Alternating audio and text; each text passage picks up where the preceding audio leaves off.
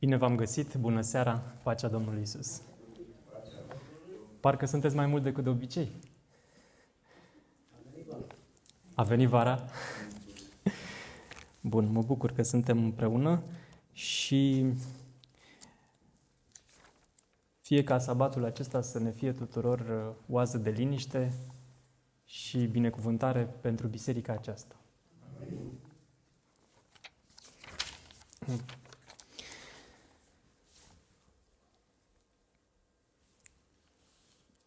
În seara aceasta am ajuns la un nou episod din seria din capitolul 8 și 9, seria de acțiuni pe care Domnul Iisus le face și care am văzut că sunt întrețesute cu lecții despre cum poți să fii ucenicul lui Iisus.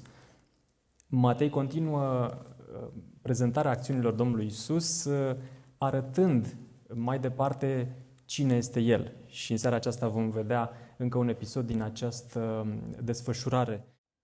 Să deschidem Biblia la capitolul 8 din Matei, versetul 23 și să citim.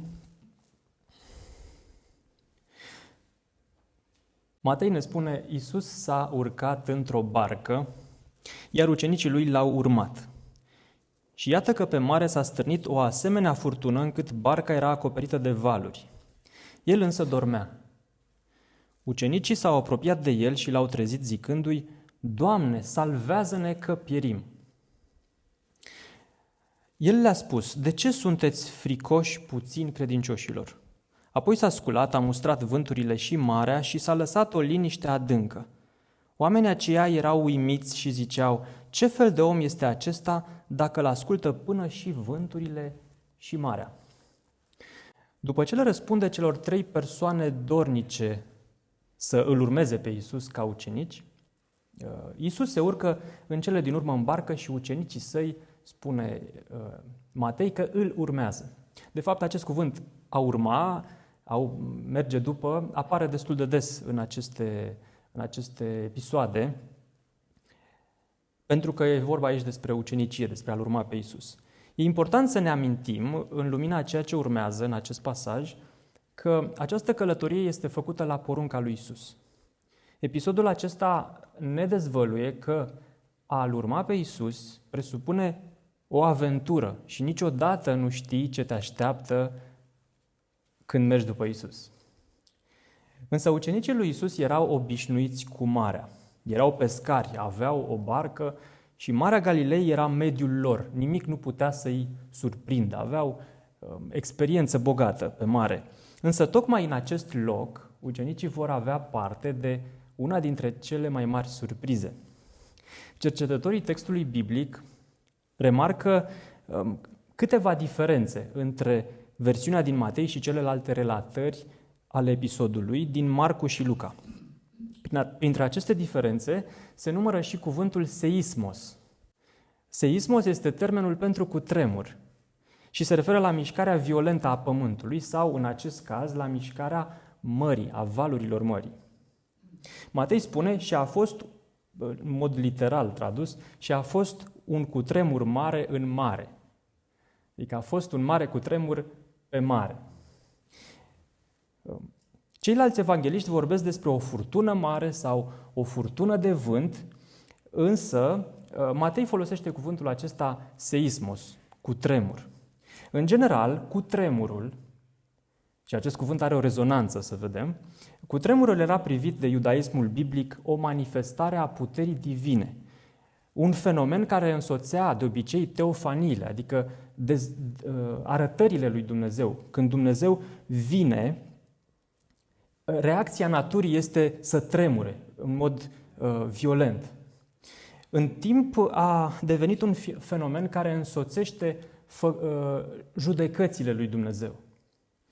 Ziua Domnului era însoțită întotdeauna de aceste manifestări, ca și de altele. Și în Noul Testament, printre semnele sfârșitului, sunt cutremurele de pământ și altele. În cadrul peceților și în cadrul trâmbițelor din Apocalipsa, Și în alte locuri asociate cu groaza evenimentelor finale apare acest termen seismos. Folosind acest termen aici, ca și în relatarea morții lui Iisus pe cruce și a învierii sale, Matei îi atribuie lui Iisus locul lui Dumnezeu care vine, stăpânul cosmosului și al forțelor naturii. Deci Iisus este Dumnezeul care vine, iar furtuna este într-un fel reacția naturii la venirea sa. Așa putem deduce din această particularitate a pasajului în Matei.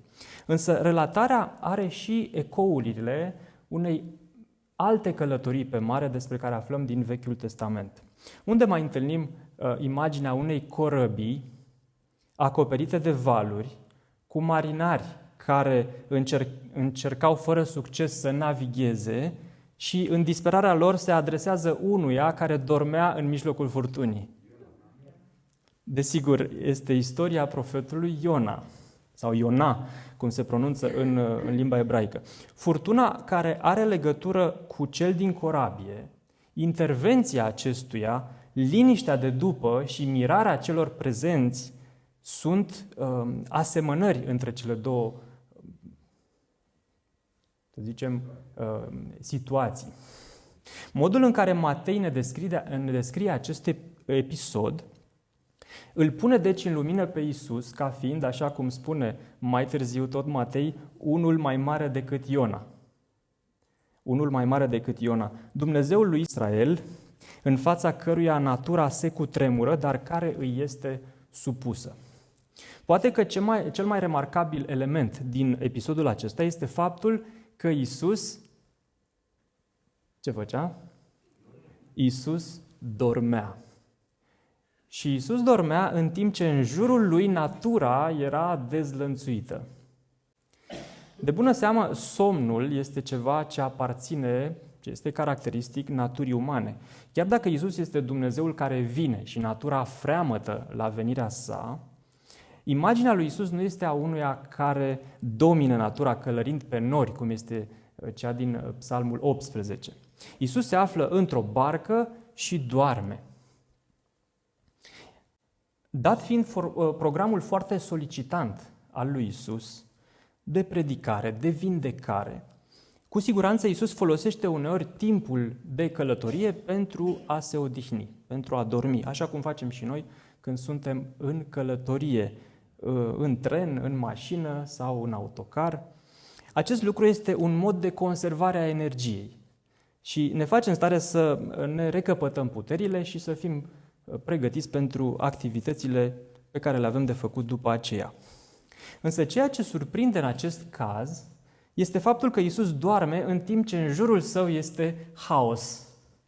Când cineva doarme, în timp ce în jurul său lumea se năruie, lucrul acesta este fie semnul unei mari nepăsări, omului nu-i pasă, sau fie este ceva măreț. Este o încredere neobișnuită pe care omul acela o are, o stare de liniște extraordinară. Cu ceva timp în urmă, o galerie de artă a organizat un concurs de pictură și tema acestui concurs era pacea. Participanții priveau picturile și votau care este acea pictură, acel tablou care reprezintă cel mai adecvat, cel mai bine tema aceasta. Cei mai mulți votaseră un tablou care înfățișa o pajiște verde aflată sub un cer albastru, senin, cu niște văcuțe care pășteau leneșe pe iarbă și un băiețel care mergea desculț prin iarbă cu undița pe umăr. Îți dădea așa o stare de pace extraordinară acest tablou. Însă apoi participanții au remarcat un alt tablou care, în mod surprinzător, a și câștigat concursul. Tabloul înfățișa un ocean zguduit de o furtună violentă. Cerul era întunecat și amenințător. Fulgerele brăzdau văzduhul și valurile se spărgeau de stâncile de pe mal. Nu era nimic în această scenă care să-ți dea vreun sentiment de pace. Dar, dacă te uitai mai atent, puteai vedea la o înălțime considerabilă de oceanul furibund de jos, cuibul unei păsări adăpostit într-o crăpătură a stâncii. Pasărea mamă stătea pe cuib, în timp ce puișorii dormeau buștean sub penele ei. De ce dormea Iisus? Cum putea El să aibă pace în mijlocul furtunii? Cei care ați mers cu avionul, este cineva care a mers cu avionul, pentru prima dată, vă amintiți, dacă ați putut să dormiți în timp ce avionul ateriza sau avionul decola, nu? Dar dacă sunt turbulențe în aer și avionul trece prin această zonă și se zgâlție din toate încheieturile și mai pierde din înălțime brusc, poți să dormi în acele momente? Ce faci atunci? Orice om întreg la minte, nu? Care e conștient de pericol și mai ales dacă zboară pentru prima dată, se uită după vesta de salvare, recitește instrucțiunile, să vadă ce are de făcut în caz că, Doamne ferește, avionul se prăbușește. Încerci să-ți păstrezi calmul, nu? Dar în niciun caz nu dormi în acele momente. Într-o anumită ocazie am fost în același avion cu un actor destul de cunoscut în România, nu o să-i spun numele, bineînțeles, căruia îi este teamă de fiecare dată când zboară. Era în mod evident agitat, înjura printre dinți și stătea cu capul în mâini. Pur și simplu nu putea să stea liniștit. Dar dacă ești credincios, nu înjuri, nu-i așa? Dar ce faci? Te rogi. Și te rogi așa a disperare, nu? Cu frică. Ca și cum dacă te rogi, nu se mai prăbușește avionul, sau ca și când nu te-ai fi rugat acasă și nu ești sigur că Dumnezeu e cu tine în acea călătorie. Cu altă ocazie, tot în avion, o bătrânică stătea cu ochii închiși la geam și își făcea cruci la fel de abitiri cum actorul înjura. În fine, ce fac ucenicii și ce face Iisus când pe mare izbucnește furtună? Ucenicii, pescari căliți prin multe experiențe pe mare, probabil la început nu s-au speriat. Marea Galilei este cunoscută pentru furtunile ei care apar în mod spontan, în mod neașteptat, din senin. Așa este configurația geografică acolo, așa sunt curenții de aer și cu siguranță nu era prima furtună din viața lor. Trecuseră prin multe asemenea situații. Dar se pare că nimic din eforturile pe care ei le-au întreprins nu funcționau. Nu puteau să țină barca pe linia de plutire. În altă parte spune că valurile intrau atât de repede în corabie încât nu făceau față. Perspectiva era cât se poate de sumbră, ei nu făceau față să scoată apa din corabie și se gândeau foarte serios că asta este ultima lor călătorie. Și în disperarea lor, în aceste momente de maximă tensiune, ei strigă la Iisus. Nu știm dacă până la acel moment uitaseră de prezența Lui, că era acolo sau de ce tocmai atunci strigă, însă în mod clar probabil și-au văzut de treabă, crezând că știu ce au de făcut și că nu e nevoie să-l deranjeze dacă știau că este acolo și nu uitaseră de el. Și totuși, acum el rămâne ultima lor speranță. Își dau seama că este ultimul lucru pe care îl mai pot face, să strige la el. Strigătul lor este mai mult o rugăciune. Matei înregistrează lucrul acesta diferit de Marcu și Luca. În Marcu și Luca, ucenicii strigă fie stăpâne, stăpâne, pierim, în Luca, fie învățătorule, nu-ți pasă că pierim, în Marcu.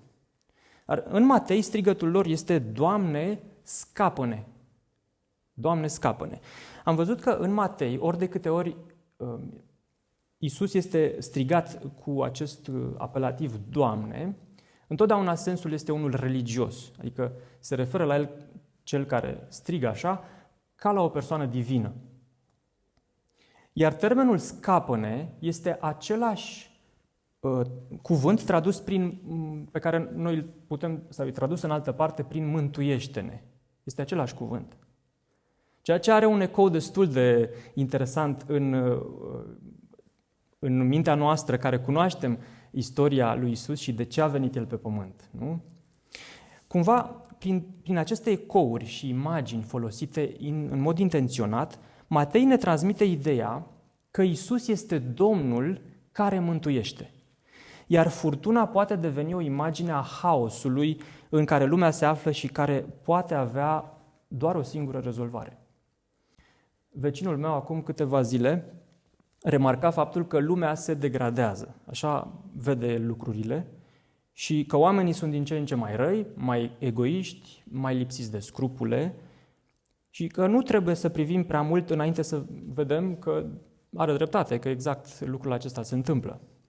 Conflicte armate, violențe, imoralitate, legi nedrepte, corupție la nivel înalt, haos social, haos moral, haos politic, haos legislativ și haos religios.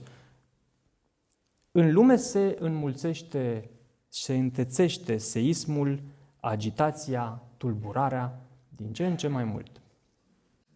Unde poți găsi liniște în această situație?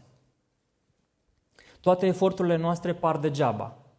Avem specialiști în medicină, specialiști în tehnologie, avem specialiști în conducerea maselor, oameni cu experiență în diverse domenii, dar de ce nu reușim să găsim soluția pentru redresarea acestui bărci, acestei corăbii, care este lumea noastră?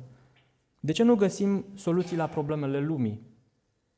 De ce barca pare că se scufundă în ciuda eforturilor depuse? Desigur, unii vor arunca vina pe guverne, pe conspirații, pe incompetență, pe indiferență și neimplicare și toate aceste răspunsuri sunt bune, probabil, la nivelul fiecăruia, într-o anumită măsură. Însă, episodul furtunii de pe mare, pe care tocmai l-am citit, ne învață că există o singură soluție la problemele lumii. Și această soluție se numește Iisus Hristos. Când vom deveni suficient de disperați că nu reușim nimic, când ne vom întoarce către El cu rugăciunea Doamne, scapă-ne, fiindcă pierim, atunci vom cunoaște puterea lui Dumnezeu. Și atunci vom fi peste măsură de uimiți de manifestarea acestei puteri. De ce putea Iisus să doarmă în acele momente? În versetul 26 spune că El le-a zis ceva și apoi s-a sculat, a mustrat vânturile și marea și s-a lăsat o liniște mare, o liniște adâncă, traduce Cornilescu. Termenul galene, care este tradus prin liniște, este specific lumii marine și denumește calmul mării.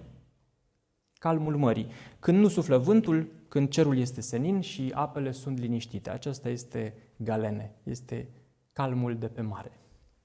Însă, în literatura greacă, acest termen este folosit în mod figurat și cu referire la calmul minții, la serenitate, la starea de liniște interioară. În mod cert, aceasta era starea și a lui Isus, starea lui interioară. Un prieten de-ai mei a postat recent pe Instagram această frază: fericirea este de două feluri. Cea exterioară se întâmplă în momente fericite și cea interioară o ai tot timpul. Mă întreb, de unde venea calmul lui Isus? Oare era tot timpul așa? În sufletul lui era tot timpul pace? Cel puțin în grădina Ghetsemani știm că acest calm a fost înlocuit de o mare tulburare sufletească. Probabil că Iisus avea și el momente de luptă interioară, cu siguranță. Îl găsim uneori rugându-se toată noaptea. Și probabil acelea erau momentele în care sufletul său tulburat își regăsea pacea și echilibrul. Mi-l imaginez pe Iisus că niciodată nu pleca în misiune, nu pleca printre oameni, fără această stare interioară de liniște pe care o găsea în convorbirile cu Tatăl Său. Îmi imaginez că atunci când simțea că sufletul lui era amenințat de teamă sau de neîncredere, se retrăgea într-un loc izolat și se arunca în brațele Tatălui Său. Își regăsea liniștea în relația cu Dumnezeu și în dragostea sa. Și mă întreb, noi nu putem face asta?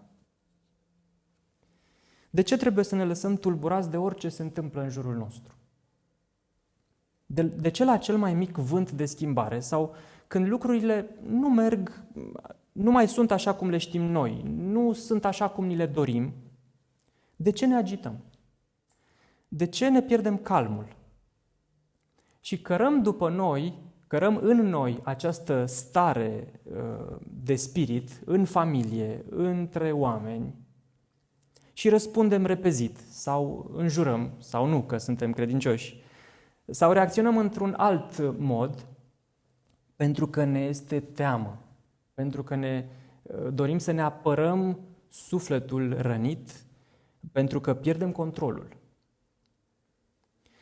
Ce avea Iisus și noi nu avem? Ce avea Iisus și nu avea ucenicii? Ce ne lipsește?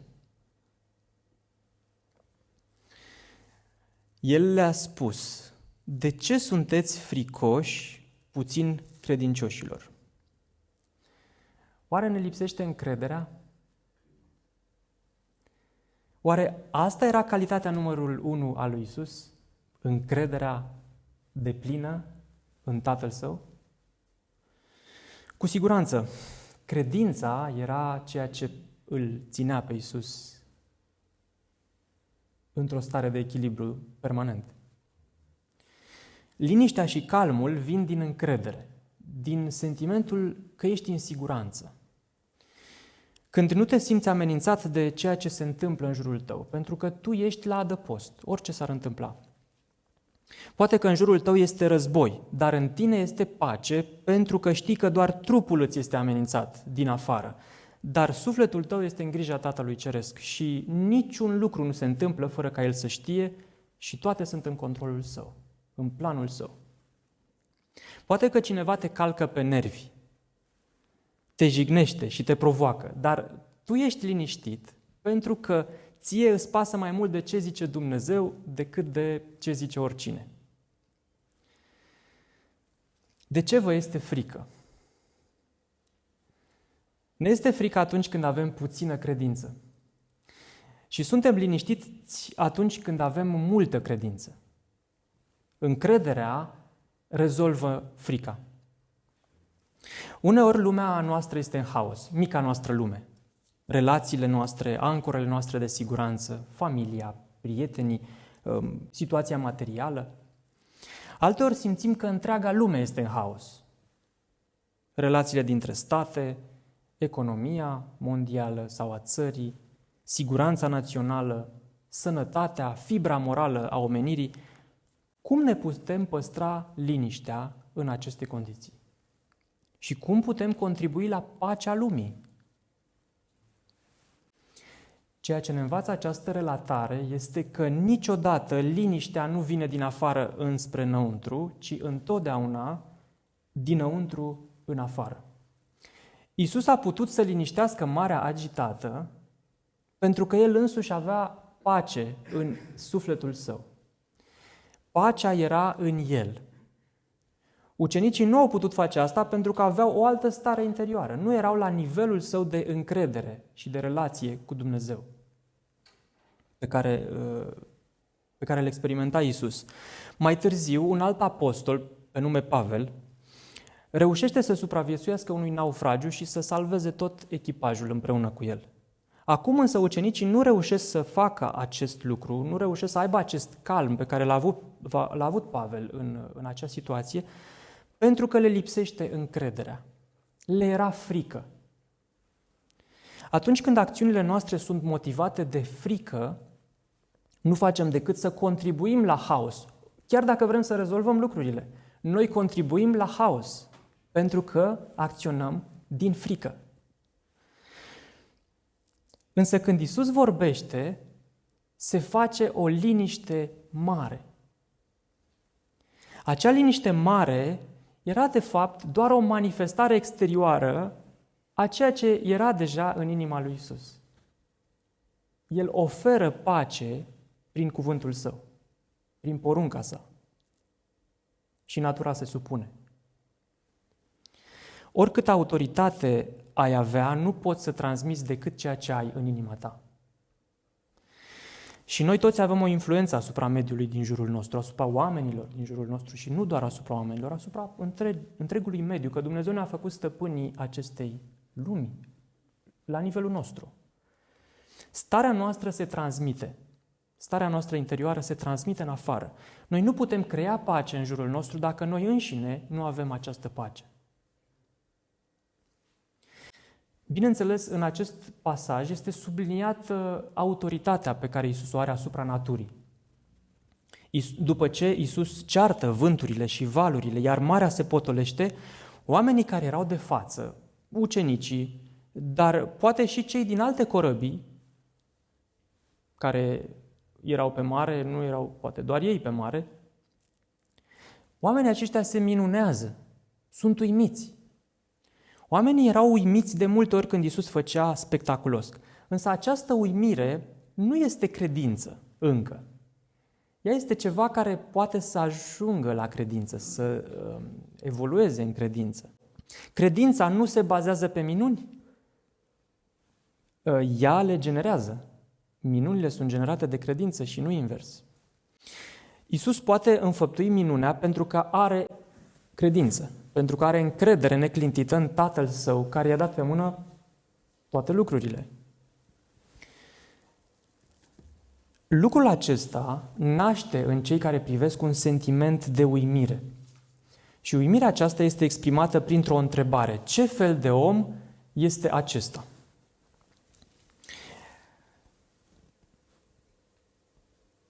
Să luăm în calcul două versete din Psalmi. Tu îmblânzești mândria mării când se ridică valurile ei, tu le potolești. Se referă la Dumnezeu. Psalmul 89:9. Sau, dar mai puternic decât vuietul apelor mari și mai puternic decât vuietul valurilor năpraznice ale mării este Domnul în locurile cerești. Psalmul 93:4. Ucenicii aveau acest background, acest fundal al faptului că numai Dumnezeu este stăpân asupra naturii. Și pe bună dreptate oamenii s-au întrebat, ce fel de om este acesta? Ce fel de om? Parcă nu ar fi chiar doar un om. Căci aceasta era puterea lui Dumnezeu. Și astfel aflăm cum cei care îl urmează pe Iisus, la porunca Lui, căci călătoria aceasta a fost făcută la porunca lui Iisus, oamenii care îl urmează sunt martorii unei descoperiri, care urmează după o experiență aflată la limita supraviețuirii, când te gândești că nu mai ai mult de trăit. În felul acesta se clădește încrederea, prin furtună și experiențe limită. De aceea, cine vrea să fie ucenicul lui Iisus, să-l urmeze, e bine să fie pregătit pentru frică, dar și pentru uimire. Însă atâta timp cât te afli acolo unde Iisus este și unde El te cheamă să fii, experiența ta va fi una sublimă, pentru că ești cu El. Să rămânem cu El, să mergem acolo unde este El și să avem încredere că Iisus are totul în control.